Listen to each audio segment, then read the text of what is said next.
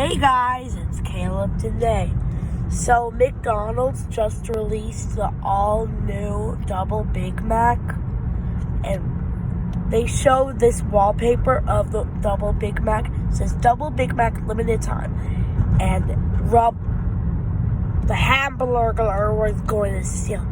And look what they released, the all-new Shamrock Shake for 2024. This is a food review, and make sure you subscribe. Hit the bell. Turn on notifications when we upload a new video.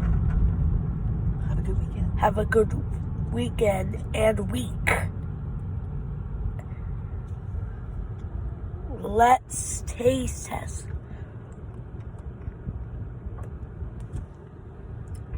It tastes minty, creamy,